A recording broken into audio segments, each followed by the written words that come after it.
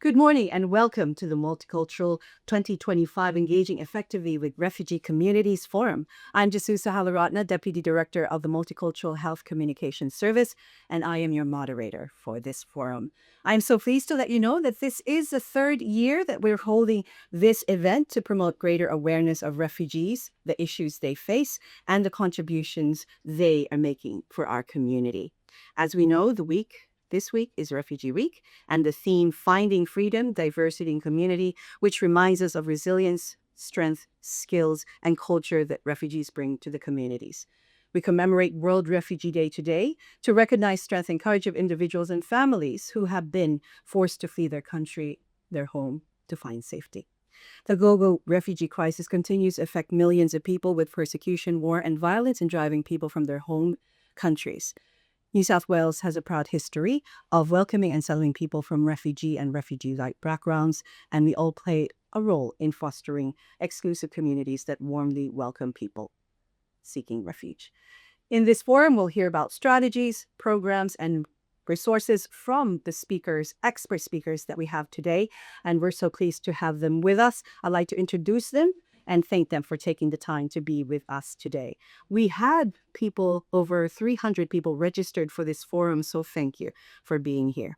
Tish Bruce, Executive Director, Health and Social Policy Branch, Ministry of Health. Tish, thank you for joining us. Leisure. And we have Lisa Woodland, Director of the New South Wales Multicultural Health Communication Service. She's also the Director of the Equity and Prevention Service at South Eastern Sydney Local Health District. Lisa, thank you for joining us. Hi, everybody. Thank you. And we also have Cathy Preston-Thomas, Acting Director of the New South Wales Refugee Health Service. Cathy, welcome back. And for the first time, it's a pleasure to have with us Astrid Perry, who is the Head of Women, Equity and Domestic and Family Violence at Settlement Services International, who also used to be one of the managers from New South Wales Health at the Multicultural Health Service. Thank you, Astrid, for being with us today. Thanks. And we are about to begin, but we'd like to acknowledge the traditional owners of the land from which we are all meeting from today. We pay and acknowledge the traditional custodians of the countries throughout New South Wales and their connections to land, sea, and community. We pay our respects to elders, past and present, and extend that to all Aboriginal people today. Lisa, Tish, Cathy, Astrid, and I, together with the New South Wales Ministry of Health team, are joining from the lands of the Camaragal people of the Eora Nation. I would like to acknowledge all people from migrant and refugee backgrounds who are joining also in this session today. I'm very excited for the program. We'll now start with Lisa to talk about the new resources, project updates, and it's very exciting, Lisa. Thank you very much, Jess. It's wonderful to be here today alongside my very esteemed colleagues. And I would also like to start by acknowledging the traditional custodians of the land. As Jess said, we're sitting here today on Camaragal land, part of the Eora Nation, and I'd like to pay my respects to elders past, present and emerging, and our wonderful Aboriginal colleagues across New South Wales Health and Community Services. I'd also like to pay my respects to people from migrant and refugee backgrounds who have come from all around the world to make Australia home and contribute to our very rich and successful multicultural society. And I would really like to stress that today. It's very important for us to acknowledge that amongst the turbulence across the world, that we are a very successful multicultural society, and that is a contribution that all of us make together. So, Multicultural Health Communication Service, we're very honoured to host this forum today alongside our partners from SSI, Refugee Health Service, and the Ministry of Health. My role today is to talk to you about health resources.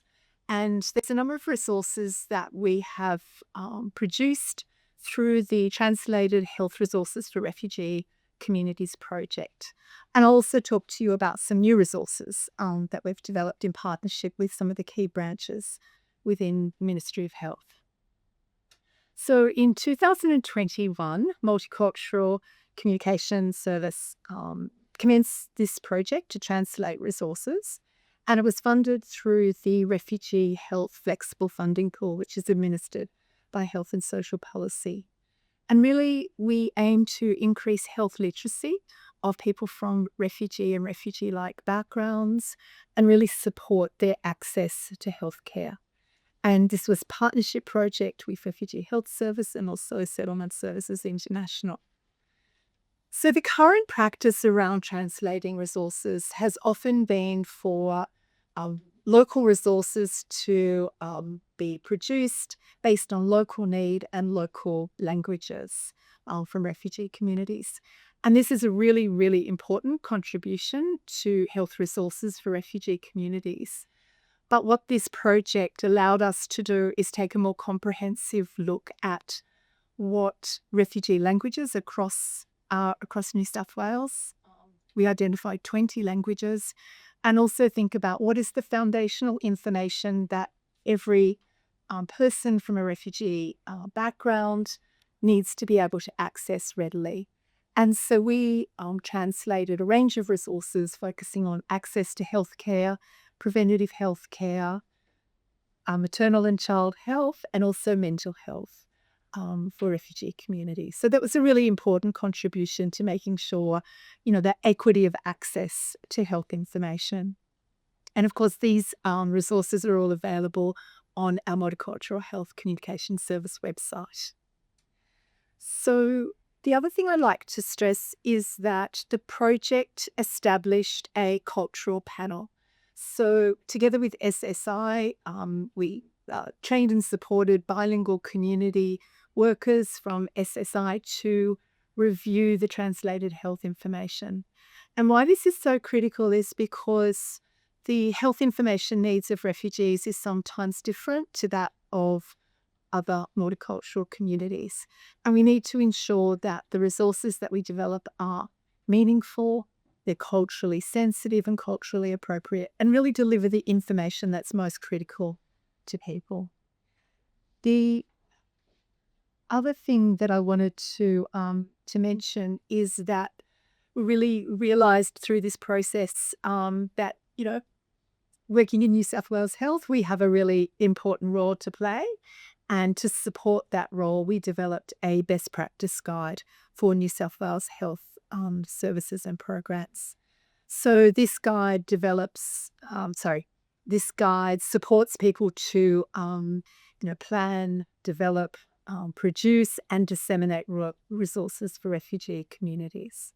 So a really useful guide for everybody, and I recommend that you have a look at that.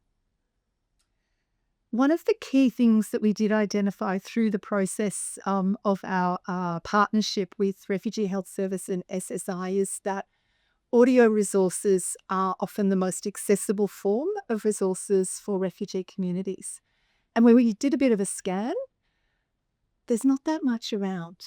And so as a demonstration project, we again worked with our partners to show how these types of resources can be produced and disseminated.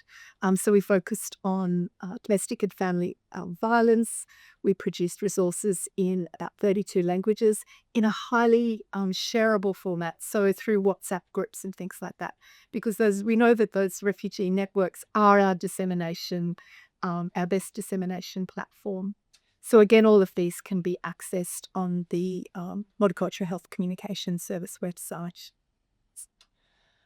We're very lucky. We've been honoured to receive for this project a Local Health District Health Award, Excellence in Multicultural Healthcare. And next week we attend the New South Wales Humanitarian Awards, where again, we're honoured to receive an award there alongside our partners for this project.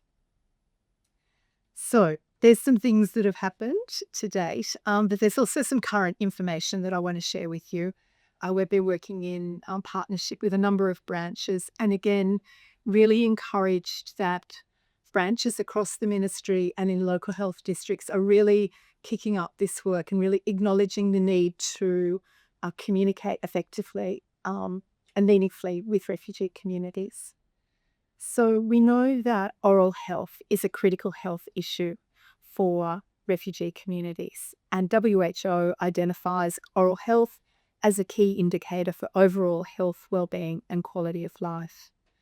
And as many of you are aware, poor oral health is associated not only with, issues around teeth and gum disease, but is a really high risk for chronic diseases, including things like diabetes, cardiovascular disease, stroke, and respiratory conditions. So critically important. And in response, we've been working with the Centre for Oral Health Strategy to translate a range of oral health resources up into 24 languages. So great work again to meet that need.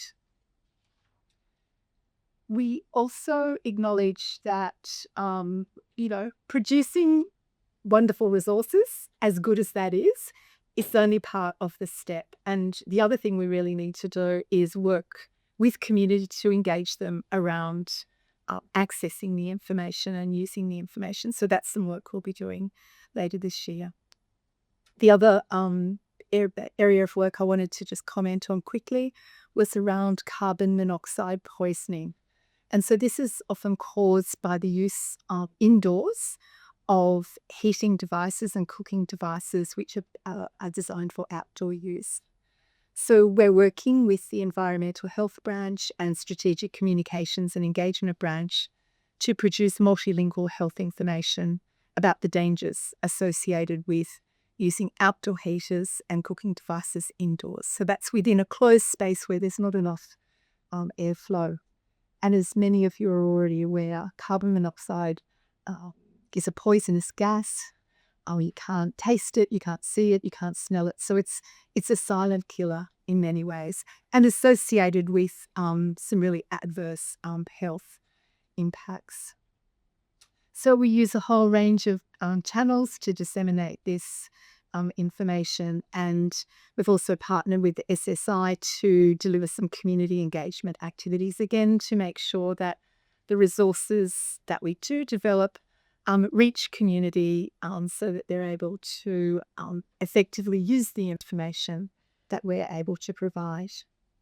So again, those carbon monoxide poisoning fact sheets, posters and social media tiles translated up into many languages, and they're also available on the website. So in closing, I'd like to thank all of our partners at the Ministry of Health, in particular Health and Social Policy Branch and Strategic Communications and Engagement Team, for their ongoing support. There is a real groundswell of interest in working with refugee communities, and I think that's a wonderful reflection on our New South Wales health system. Of course, I'd like to thank Refugee Health Service and SSI for their ongoing support in the work that we do. Also supported by the district and statewide Multicultural Health Services and interpreter services who play a critical role in our health system. And lastly, just thanks to my Multicultural Health Communication Service team, and of course Jess for all of her wonderful work. So for all of you online, I'd just like to really encourage you to download those resources and to share them with family, friends, and the networks that you have. So thank you very much. Thank you so much, Lisa. There's a lot of information, a lot of resources. And I just wanted to say thank you, Lisa, for the leadership that you've done and also bringing us together. One of the things that when we started the project Translated Health Resources for Refugee Communities, it was in 2020 when we met with Cathy in the Office of Refugee Health Service and said, so what is this project going to look like? And years later, we've been able to develop so many resources and able to share that with you here with some great partnerships. So thank you for the people in the room and for those of you who have been sharing these resources. So please, I encourage you to share those resources. And also while you're watching, I'd like to encourage you to share your comments on posts on the MHCS social pages. That's on Facebook, Twitter, Instagram, and LinkedIn pages by using hashtag engaging effectively with refugee communities or hashtag World Refugee Day or hashtag Refugee Week. Now, I'd like to pass the stage now, as we call it, and the microphone to Cathy, and to talk about what are the programs, the health priorities that New South Wales Refugee Health Service face right now, and what services and initiatives are you running? Thanks, Jess. And I also want to acknowledge the traditional custodians of the land And also I thank Multicultural Health Communication Service for inviting me to be part of this forum. I think it's how many years is this? This is our third year that we're running this, an annual event. And we have, just letting you know, over 140 people online. So thank you for joining us. Well, that makes me just nervous. I also want to say thank you and congratulations that the project that our service was lucky enough to be partners with has got such recognition, and I guess most importantly use and relevance to our communities. So today's World Refugee Day. It's always held on the 20th of June. It's a day to honour the strength and resilience and courage in millions of people who have been forced to flee their homes to escape conflict, persecution or violence. Here in Australia, we don't just mark the day. We dedicate an entire week to reflection, education and celebration. It started in 1988, the first Refugee Week in Australia. And that first year, the theme was 12 million lives on hold. 12 million. The theme was then in response to what was then considered to be a staggering number of people, displaced people. Today, that number of displaced people is 123 million. That's an increase of 7 million just in the last year. So every single day is 37,000 people are forced to flee from their homes. 42.7 million people are under the mandate of the United Nations High Commission for Refugees. And look, these numbers seem totally overwhelming. And I often don't use kind of global figures when I do presentations because I think sometimes people kind of pull away from the enormity of the need. And I think when we feel overwhelmed, it's really easy to turn away. And we move from kind of motivation to despair, and then from despair into kind of inertia or worse, inaction. And I think that's why Refugee Week matters, because it really creates a space to engage and reflect and to celebrate, most importantly. It reminds us that Australia has a really proud tradition of offering protection to people from a refugee background, and that it honours a time to really honour that incredible contribution that people from a refugee background have made to Australian way of life through arts, law, health, sport, academia, business, all aspects of public life. And it reminds us of something really deeply human, and that's how precious freedom is. This year, I think the world feels a lot more unstable, and the images of war, hunger, and displacement that we see on our screens, they're not, just news stories. They're painful reminders for many people in our communities. For people from a refugee background, these images really trigger memories of trauma. And even if they're safe now in Australia, the remembering can be really hard. And it can make it difficult to sleep, to parent with patience, to focus at work, to feel at ease. And I think in this space, as health professionals, we all have a kind of a unique responsibility, because many of our patients and many of our colleagues from a refugee background carry this kind of invisible weight of trauma. And compassionate, trauma-informed care isn't just best practice. Like, it's really essential in this context. So we need to really meet people where they are, recognizing that in this context, a patient in front of you may not be in a space where they can prioritize their health. That their ability to follow treatment plans, for example, may be impacted by their lack of sleep or their anxiety. And it really means that how important it is to show solidarity with people's distress. And I think we also have responsibility in health, knowing that so many of our colleagues come from a refugee background, that we need to show care and understanding for our colleagues, many who've lived with experiences of displacement. And I know these things seem very small, but they really matter. Because even though this context seems unstable at the moment, there's lots of great things happening in New South Wales at the moment. And I'm quite really excited about what's lies ahead. So, as Lisa mentioned, there's all these exciting, innovative projects that are going to be launched this year as part of the Refugee Health Flexible Fund across local health districts. And so they're going to offer really amazing kind of models of care that we'll be able to look at and borrow and examine. And that was all through the support of the Ministry of Health. We'll be strengthening when I say we, the Refugee Health Service is collaboration with the Multicultural Health Communication Service and Settlement Services International to produce even more high-quality multilingual health resources. And I think in the context when people are distracted, having multilingual resources that can support them so people can take it home and deal with it on their own time is even more valuable. I'm excited about the renewed focus on improving the vaccination rates in refugee communities through community engagement with funding again from New South Wales Health. And there's increased recognition of LGBTQI refugees. And I think there's a real growing commitment to embedding trauma-informed, culturally responsive care across the health system. And most importantly, I think there's a really growing shared understanding, and I think it's reflected in New South Wales Health Plan, that refugee health is not just the responsibility of specialist services like the Refugee Health Service, but that it's everyone's business. And I think there's a really real, tangible step forward. So to kind of conclude, a colleague of mine that I spoke to yesterday, he's herself from a refugee background, said something that really stayed with me. She said, you can't stop the wars, you can't stop the dictators, but you can change the Albion person in front of you. And I think that's our challenge, and it's our real opportunity. I can say it better than myself, so happy World Refugee Day to everyone.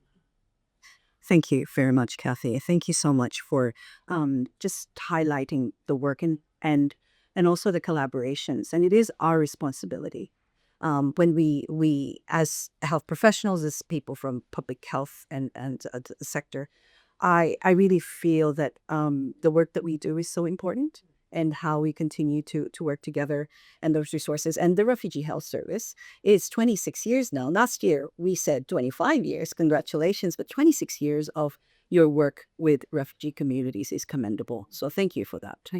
And for the team.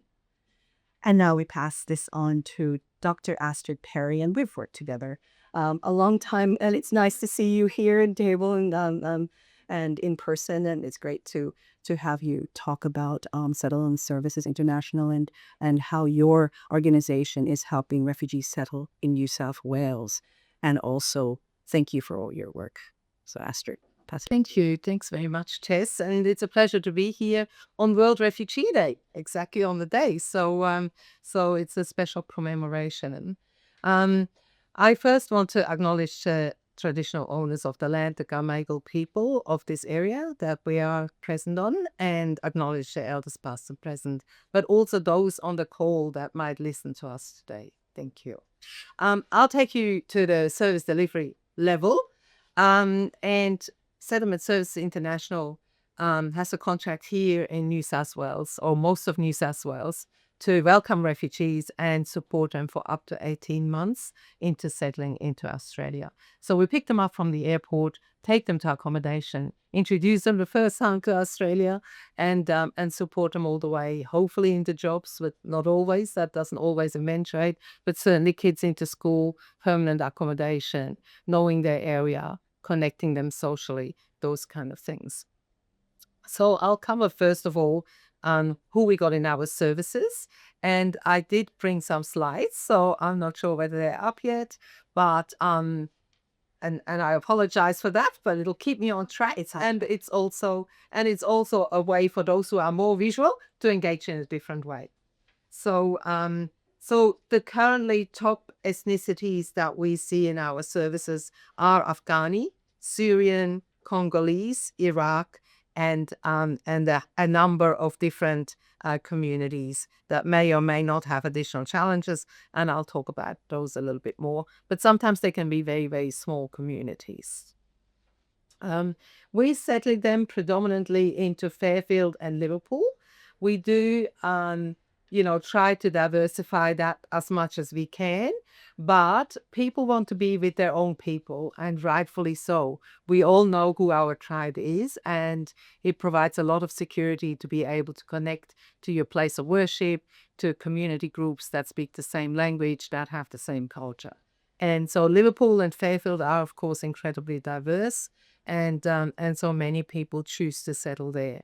But we also have Cumberland, Blacktown, Bankstown, Penrith, Campbelltown. So the corridor to Campbelltown, the housing corridor, certainly houses a lot of our refugees also.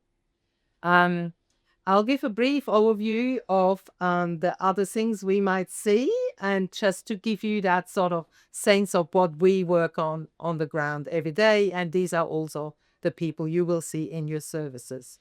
So the largest group in the last 6 months arrived in February with about 595 new arrivals, but 37% of those were children between 5 and 18. That should have been said 18.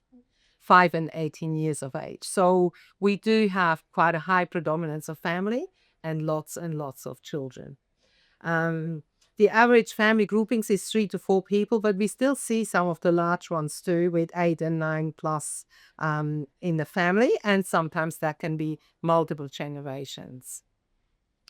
At the moment, 56% of them speak Arabic and 19% Dari because of the Afghani influence. But the rest have diverse languages. They could be Pashto, Rohingyan, Farsi, Hazaragi, Congolese, French, all sorts of languages. 80% that have arrived in the past 5 months were though from Iraq, Afghanistan, Syria and Palestine. And Palestine, that they're mostly people that do have Australian citizenship but haven't lived here for years and years, or might be second generation and therefore have similar conditions because they had to flee immediately and don't have much connection in Australia now. So we support them too. About 29% are from Afghanistan, and I'm sure everybody is familiar with the uplift in Kabul, and there's an ongoing flow out of Afghanistan. And then our on-arrival accommodation, which is where we settle them first, but sometimes only for 2-3 weeks, sometimes much longer, depending on their needs. They are in Penrith, Liverpool, Fairfield, Mount Druitt, Blacktown and Campbelltown, in the hope that we can build new communities in some of those areas. So some of the challenges that we see, and I'll pick out mainly the health-related ones, is certainly the difficulty of finding GPs accepting new patients. The system is fairly stretched, and often GPs, unfortunately, still an issue after years, have a reluctance of using telephone interpreter services because of time constraints. And then often resort to family, children, all those other things we know about. We have limited availability of GPs that match the language too. There seem to be more of them around, or they're also aging. So another issue that we face. English language centers can also be quite full, so people travel quite a long way to get the kids into school. We see youth-related issues escalating, and some of that we have also sometimes on our screens. And ongoingly, we see domestic violence incidences, and we see also particular challenges of those that we want to support or need to support with low literacy, requiring more intensive one-on-one support, because there is also no reading. So wonderful resources, but accessibility is difficult. They often can't read in their own language either, and they deliberately sometimes by the regimes have been so isolated they couldn't engage with the systems. And in Australia, often smaller communities can also be very isolated and feel like disconnected. So the partnerships and collaborations, that's what we're particularly interested here. We have a lot of partnerships and collaborations. Of course, the Refugee Health Service and STARTS, are key partners, and also all the English colleges. There's a lot of benefits for the partnerships and working together on an event, and I will share some of the events and workshops that we had in the last 6 months. It provides exposure to both parties. It provides a lot of new learning for our staff often that might be also of refugee background and are very focused on housing and schooling and those kind of things. It gives them a lot of exposures to other issues, health issues, for example. And the partners, they also get a lot of exposure to refugees that they might normally not come across always. We see it as a shared responsibility to look after refugees. Just as Cathy said before, it's everyone's responsibility. There's a lot of investment in boot settlement because if we settle them well, then all other things will fall into place. And that's also very important for the health system. So your very first contact is so important as to whether people will trust you in future and whether they'll have a good pathway. So I think it'd be great if you keep that in mind. So there's a lot of shared gains. The health service reaches a population that they might not normally have access to, and that population benefits from the information and the interaction. But it takes time and effort. Good collaboration and partnership doesn't come overnight. And there's a lot of arrangements to be made. And then at the end, maybe it's a day that's very difficult for refugees to attend, or we might have lower attendance, especially when there's crisis in their own country. There's a risk of overload, information overload, and that, when we have to say no, or when we have to say it is difficult, please understand that they are on a journey and information is best absorbed if it's relevant at the time.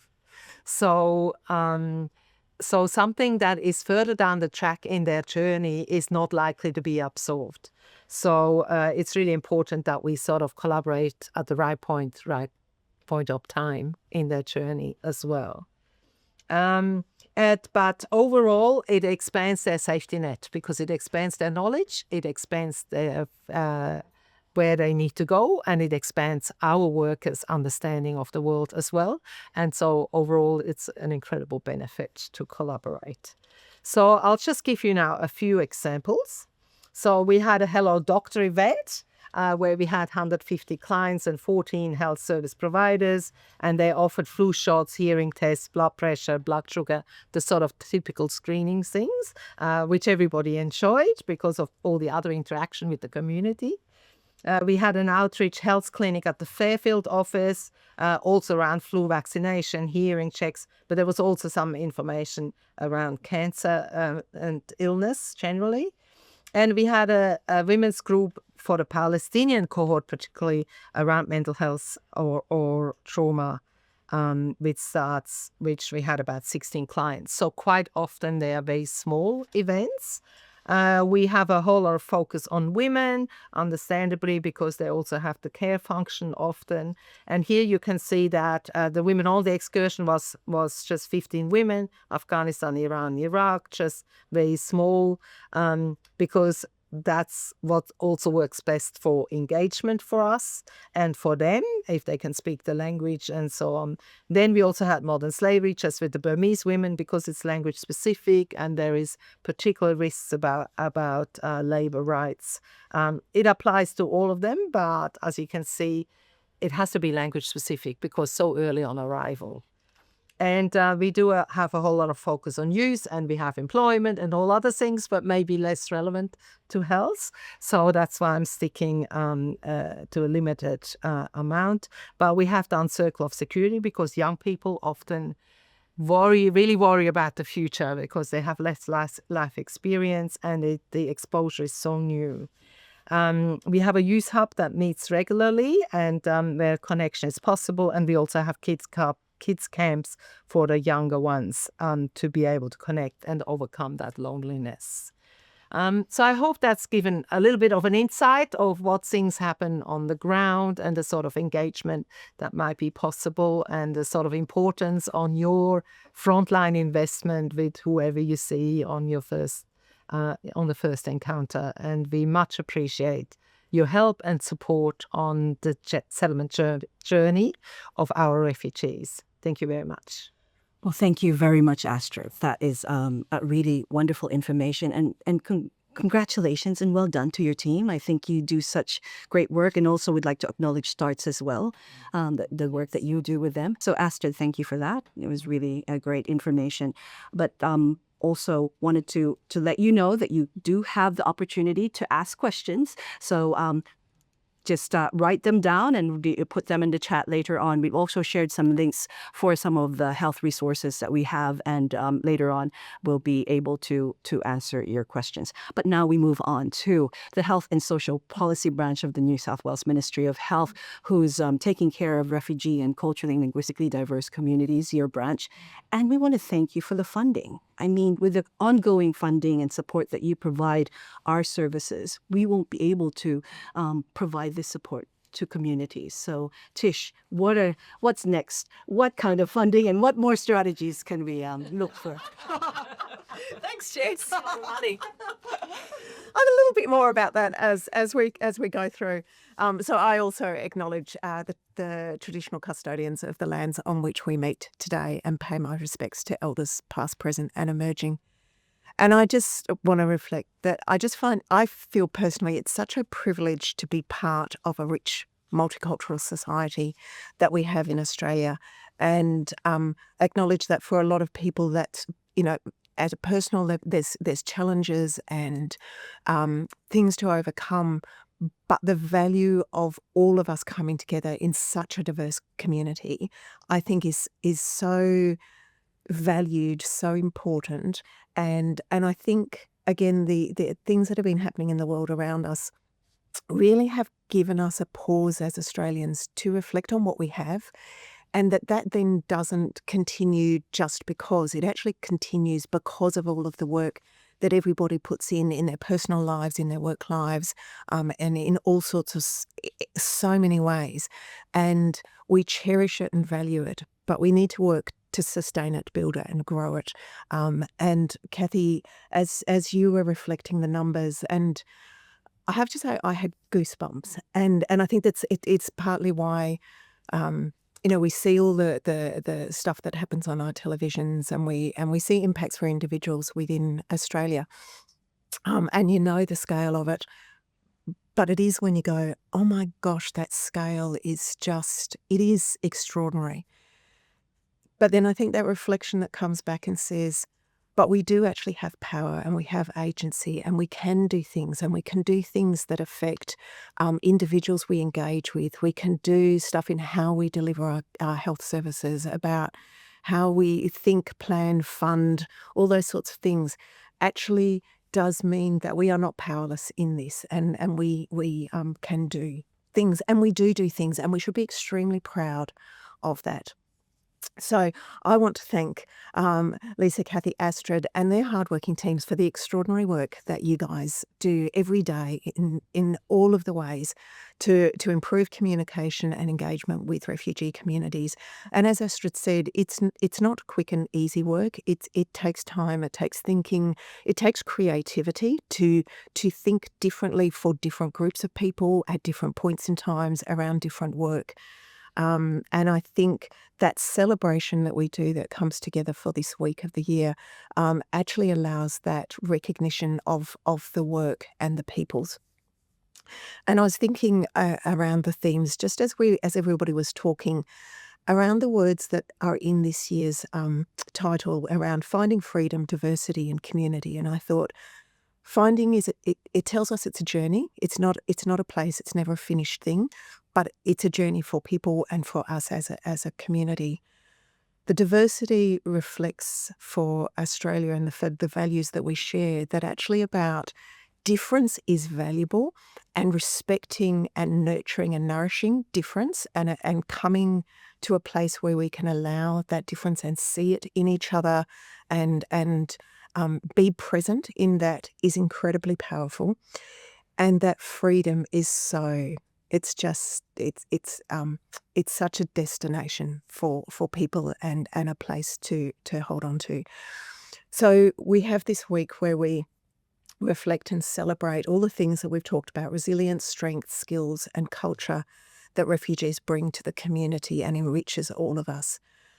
And we then come in the support that we provide through health for people coming to us from refugee and refugee-like backgrounds with our inclusive policies, that we look at how we can transition smoothly and supportively transition people, that the work around settlement, that we support people to contribute meaningfully to society. We support people to heal from experiences that have happened before. We support people to have the richest and healthiest lives that they can. And we know through one of my other passions is, our first 2,000 days of life, is that what we do for this, any one generation that we are working with, we're actually impacting, the next 2 and 3 generations down the track. So we're impacting this generation around the lives that they have, but their children and their grandchildren as well. So the power of the work is incredibly important. It is the week that we stop and celebrate. We celebrate our refugees and the people who've settled in Australia, and we recognise the tremendous work of New South Wales Health and all the community organisations and the work that they do to support people have healthy, resilient, strong lives as they resettle in New South Wales. And I want to thank the staff acknowledge and thank the staff across New South Wales who come from refugee backgrounds, who work as nurses, doctors, allied health staff, administration, in corporate roles, as in interpreters, as translators, as bilingual community educators, as cultural support workers, and all the other thousands of things that people do as part of our state health and our community organisations to support the health of people from refugee backgrounds. And as well as bringing their strengths to Australia, refugees face, as we've talked about today, lots of challenges in establishing new lives. And that's language barriers that we're doing through translations and sorts of things, the history of trauma that you've reflected, and that trauma doesn't cease just by landing in Australia. And I think your reflection around that trauma can be represented at different times in people's lives, and the loss of connection and the actual loss of loved ones that people face. And it is the how health workers, through their dedication, their kindness, their compassion, and their expertise, actually play a really pivotal role for families and people overcoming some of those barriers, and helping build a brighter future for them. And as we said, it's not a one-time thing. It's not a help once and therefore it's all okay.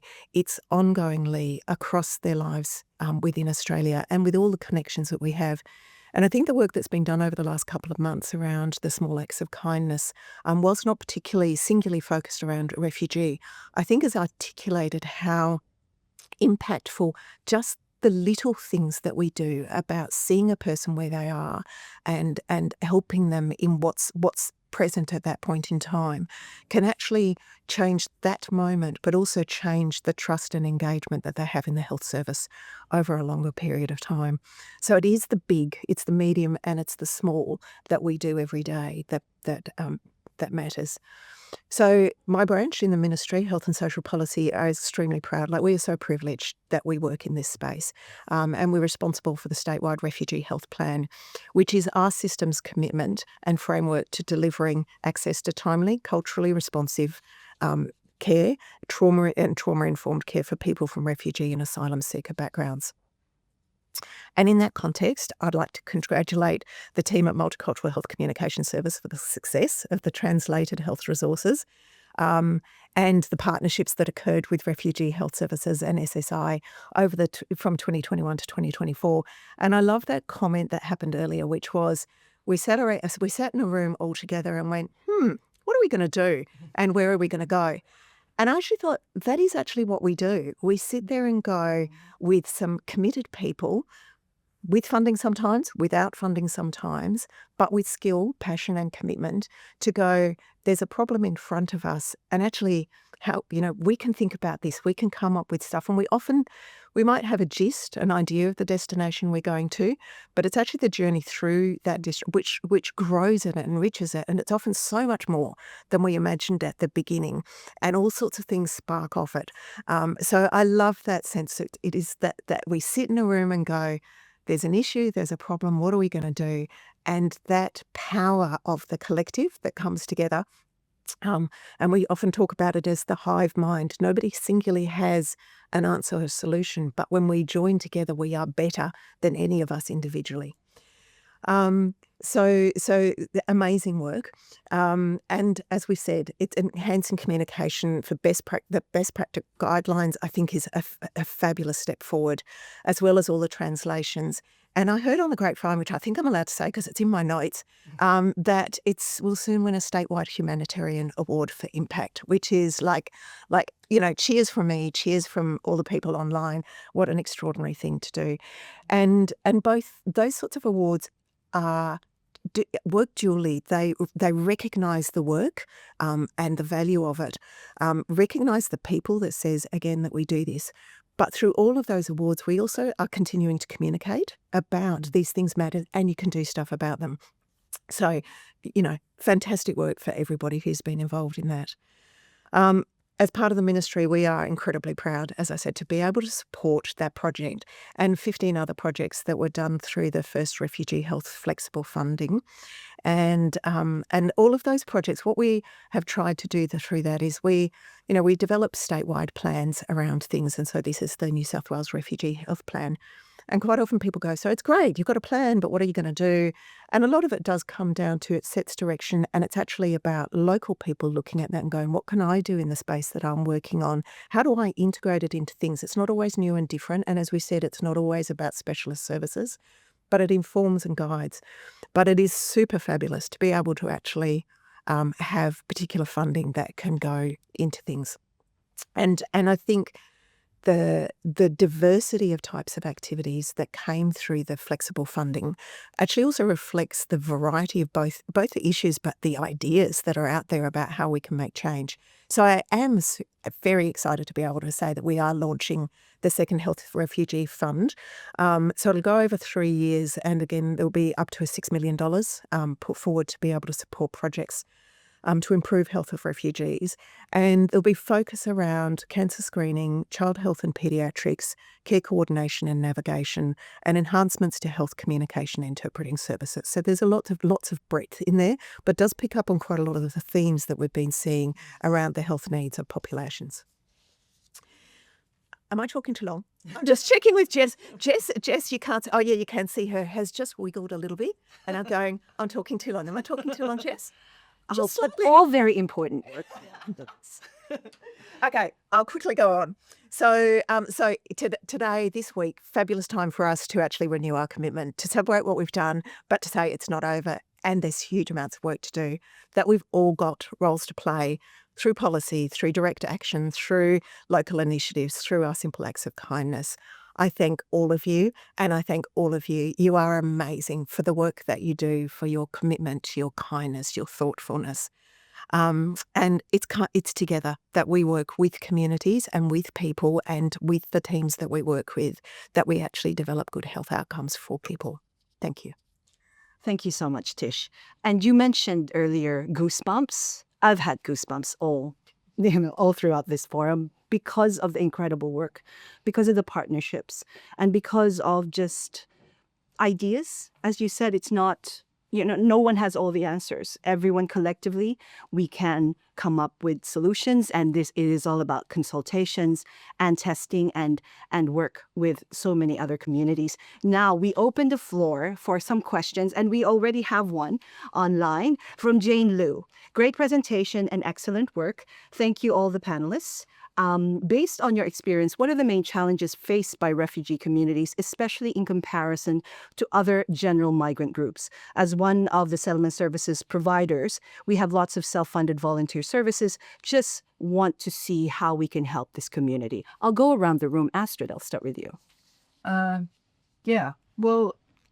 Good question, and one I feel very passionate about, because refugees, they have a particular journey, but a lot of the elements of interaction are also cultural and apply to every migrant community different. And refugees, in essence, are also migrants. But it's about understanding the additional journey they went through, and that it is an unplanned journey. So you often have to leave immediately, which is very different than me planning to get married and then move to Australia and all of that. So I think as a volunteer community, there's many opportunities to get involved. And one of them is that sort of get involved with a program or offer a program that is relevant. And we can talk about that, what that could be. We also have a strong volunteer stream. So it's probably a good idea to connect with them and see what is possible. Thank you very much, Astrid. That's our point of view, I guess. Yeah. Thank you, Astrid. Cathy. Yeah, I guess I would say that it was, with migrants, you have something called the healthy migrant effect. So people tend to arrive very healthy. They often are from middle or upper class backgrounds in their own country. And so they actually tend to be healthier than the Australian population, migrants, when they newly arrived. But that's not the same for refugees, people from a refugee background. So people may have spent, as Astrid said, like protracted periods in countries of neighbouring their original country as countries of asylum, where there may have been really limited access to healthcare. Certainly no preventative healthcare access. Things like, it might just be the focus of healthcare provided there might be just have been kind of emergency or, reducing the risk of epidemics. So, people may have had really poorly managed chronic health conditions. Oral health is actually one of the most common healthcare conditions because people haven't had access. Refugee camps tend not to have dentists. People don't have access to dental care. It's expensive. I heard of something the other day who arrived who had to flee their country, and then in the process of they were getting root canal treatment. So there was just these temporary fills for years until they were resettled here. So I think it's quite a different context as well. I think also when people have escaped kind of repressive regimes, I think there's a sense of distrust in government, obviously, and things like that takes a while to rebuild. And I think that sometimes, when we look at things like the vaccination levels, or trust in government, that really, it takes a while to trust the government. And, it takes people, depending on what they're used to, it takes them a while to realise that the quality of care that they get in public services versus private compared to their country of origin. Here in Australia, it's, the quality is the same. Often the practitioners are exactly the same people. But it's kind of relearning a whole different system. And it's relearning a whole different world of healthcare, and our healthcare system is incredibly complex at a time when you may have these experiences of trauma, when there's so much loss, when you're also learning another language, and when your community may be small and dispersed and not have that many resources or experience in the health system, so you don't have that many people to draw from. So it's, a little different. Thank you so much, Cathy. We have a lot of questions, so we'll go to that. Lisa, there's a question here. Maybe it would be good for you. What are your tips for creating communication materials for refugee communities and maybe co-design? But before that, Tish, in terms of the refugee health plan, this is something that is part of policy. Yeah. So it's your turn in terms of answering that question of how important is it, to differentiate. Yeah. And I think that's actually a really good call, because we intentionally went, there is a refugee health plan that's different from our multicultural health plan.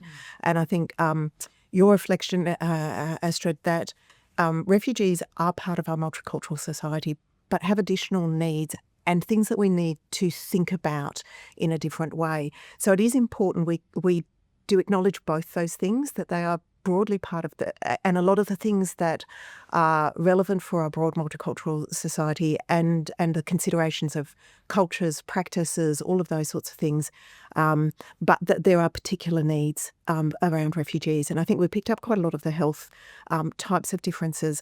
But I went initially to, again, where Cathy went, I think, and a bit of where Astrid went, that there's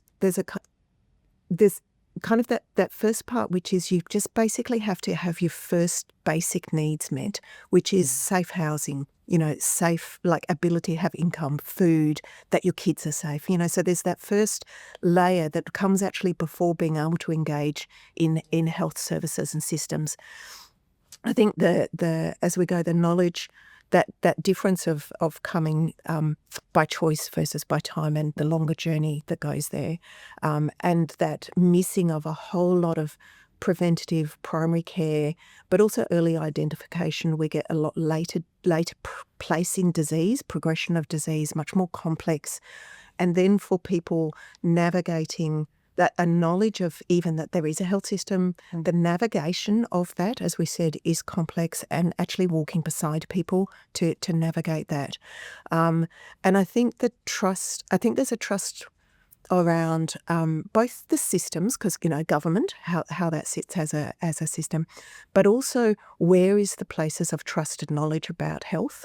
And so for a lot of communities that haven't had centralised health supports, it is about auntie and nana and best friends, and again this follows through in our multicultural communities. But where does source of truth sit, and how do you then sit within that space and beside that space around the trust?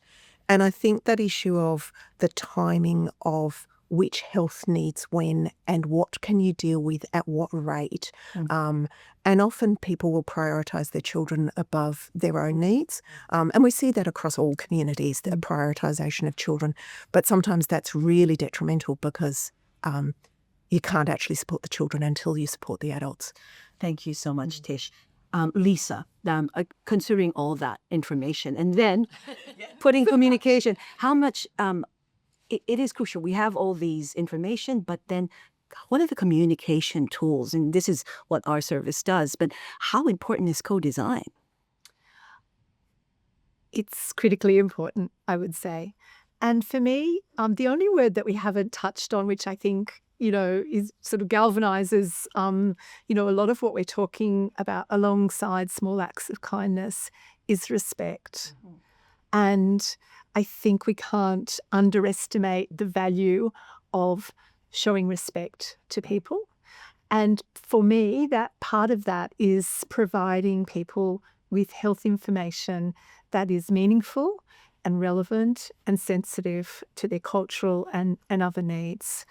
And the way in which we can do that is by taking a step back as the experts that know about health things, and work alongside people to co-design resources that meet those health needs. And when I'm very keen on this idea of in the co-design, because we contribute the health knowledge that we have, the evidence base that we come from, which is essential. And community contributes their lived experience, their understanding, their appreciation of how do we make this health information relevant and meaningful for people. And because I think what we know is that as a health system, in the past, we've been very guilty of saying, here's what you need to know. Mm-hmm. And people receive a brochure, a pamphlet, a fact sheet, and they don't see themselves in it. So it just gets popped in the bin. Mm. So how do we work with community to make sure that the information that we co-create with them does actually empower them to meet their health needs? And look, the other thing I would just add to the conversation is that, it is a journey for people. And often as health professionals, we see them at one point in time. But we are, as Astrid said, that might be at the first meeting, or it might be 10 meetings along, 10 appointments along. But we need to see ourselves as part of a chain of meeting people with respect and providing them with health information that they may use in the future. They may not use it here and now, but they may well then communicate through their networks to others who will then use that information. So we need to see ourselves as part of a really complex network of sharing health information that can be used by people to improve their own health. Thank you.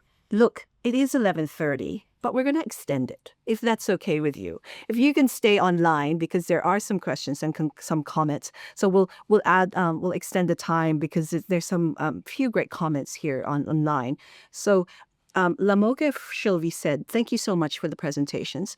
I'm from a refugee background and I have family stuck in war at the moment. I'm struggling every morning and night, and all I fear is my relatives might get killed from a bomb. How do we make our colleagues understand that the times are sensitive and the way we communicate at the moment might need to be thought out a little bit?"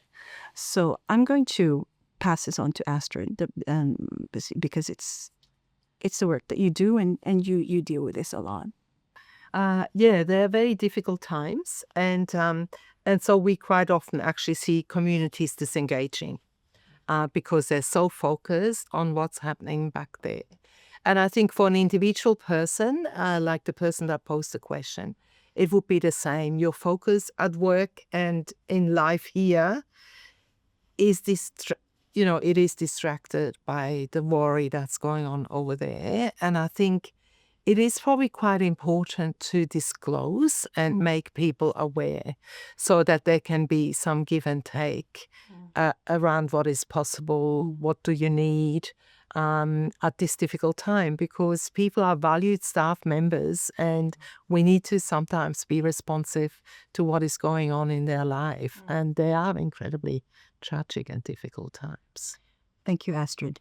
A question here in a comment. Thanks for the presentations. What sort of advocacy and or work is being done to help migrants and refugees have their qualifications and work experience recognized in Australia, making the process more simple, cheaper, streamlined? Now, Cathy. Well, I'm going to throw that back to Astrid because there's been a whole bunch of work, which is quite exciting. So And also, I'd like to say that we also employ people from refugee backgrounds, and that's how important that is. So That's very true. So we have a record of having them as volunteers, then as casual bilingual workers, then as staff members, and then as team leaders and managers. Some of our staff are. Yeah. But we currently have a campaign called Activate Australia's Skills.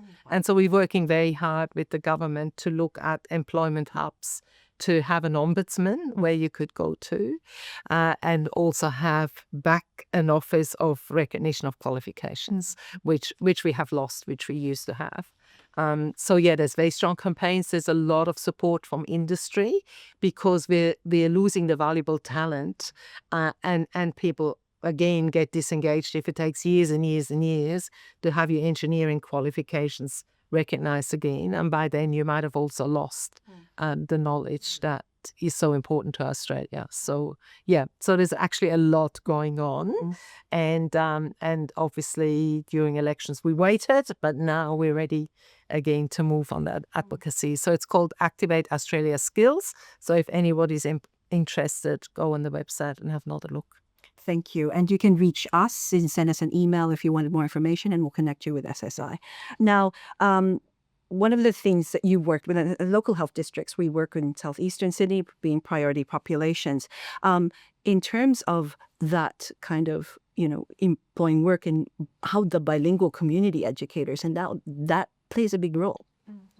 And so, Lisa, I just wanted to check with you in terms of how how we make sure that we're able to work with people from different backgrounds and also with health staff as well as the people that we engage with. So as we all know, it's really important that our staff reflect our community, and at a local health district level as well as in the statewide multicultural services, we do prioritise ensuring that not only is there sort of general cultural competency as across the health system as much as possible, but that we do have very focused work with particular communities, and bilingual health professionals and bilingual community educators, health promotion officers, etc., are a really important way of connecting with community and connecting the information and campaigns that we have with community to, again, make it useful for community. And again, I think, they're critical connections because those bilingual health professionals, those bilingual community workers in the health system are also an avenue by which we actually hear a lot about what's happening in community, and really echoing what Astrid's saying. There's a lot of disruption that can happen in communities at particular times, and there can be some withdrawal from health programs and services, and maintaining the links through our bilingual workers and our cultural support workers helps us keep communities engaged. So when they're ready to connect, we're there for them. And your work is really like that. You have nurses, you have colleagues that are there's a bilingual education program that you have. Active bilingual community education program, yes. So that is crucial. That is for the work we do. Yeah, absolutely. And it allows you to have that hear different rumours that go around, because we're all, we all hear a lot of misinformation around health, and probably broader than health as well. So it's really important to be able to nip those in the bud, to provide education, to be able to reinforce the leaders in the community, so they've got the information that they need to be able to help their communities, because there's so many amazing, motivated community workers out there.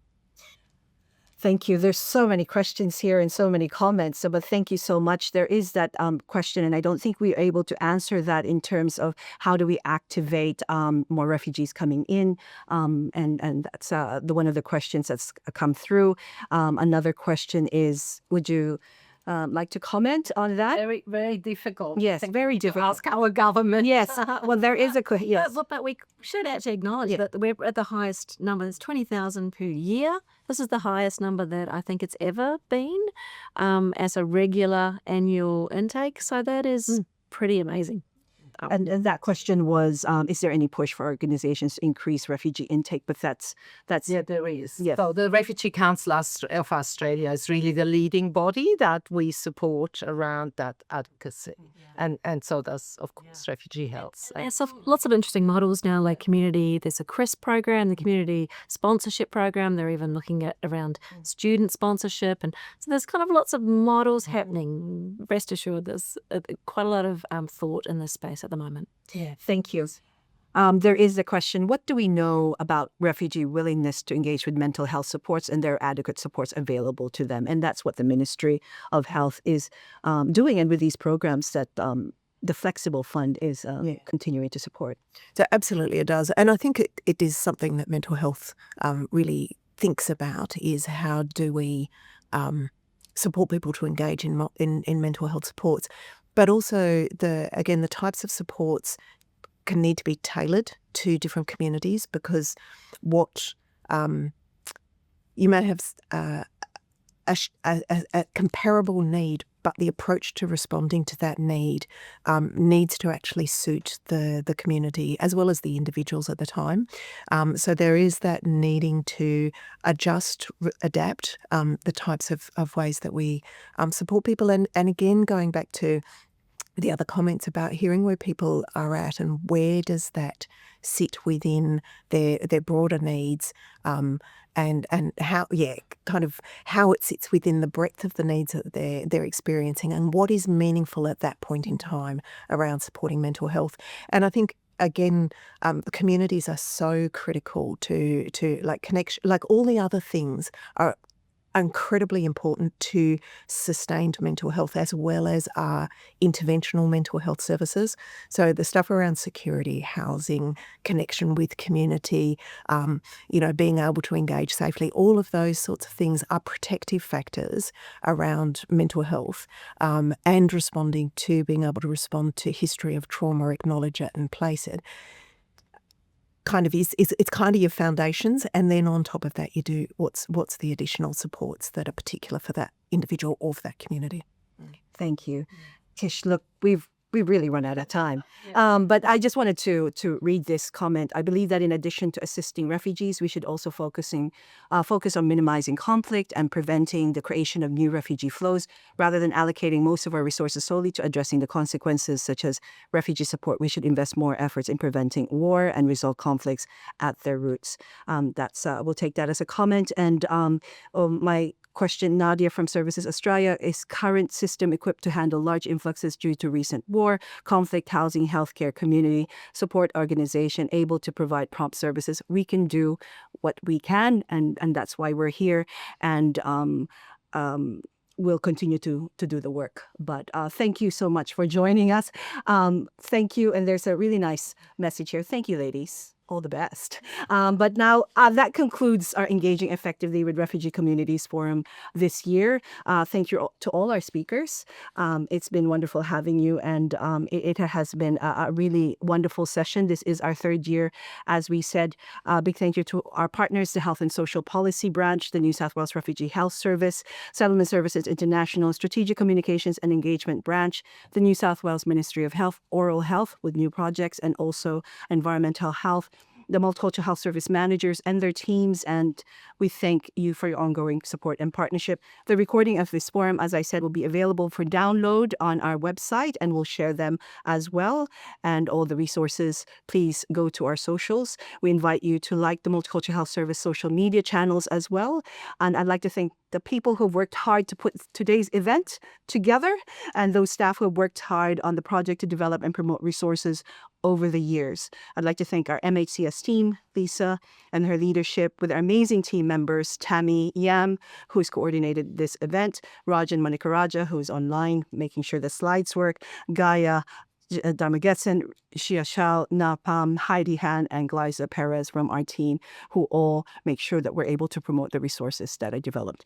We acknowledge our former colleagues, Sylvia and Nanette, who worked on the translated health resources, and the success of the project has been also due to their hard work. The recording of this launch and resources, again, will be online, and this will be shared on the socials from New South Wales Health, SSI, and also Refugee Health Service. So thank you very much. Thank you for joining us and commemorating the importance of World Refugee Week and World Refugee Day. I'm Jesusa Helaratne. Thank you to Tish, to Cathy, to Astrid, and to Lisa, and to our production team who are here, who made us look good and sound good. That's Nick, Lorenzo, and Aiden. And to all of you who took the time to be here. We still have many people online. Thank you for staying on. Thank you. Have a great rest of the week, and happy Refugee Day. Take care.